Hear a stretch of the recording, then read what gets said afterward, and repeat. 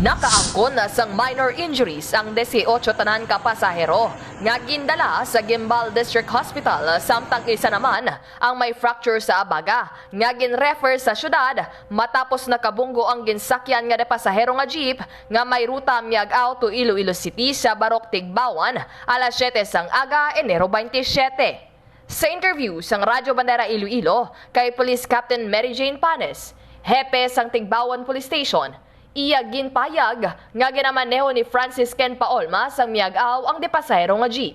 Suno pa kay Panes, may nagaprosesyon sa dalanon kag nagsenyas ang isa ka barangay tanod nga maguntat ang driver sang jeep apang wala nagkagat ang preno sang salakyan kabangdanan nga ginwahig pawala ni Paolma ang jeep agud hindi mabungguan ang mga nagaupod sa prosesyon rason nga nakabunggo sila sa isa ka konkreto nga pader sang isa ka balay.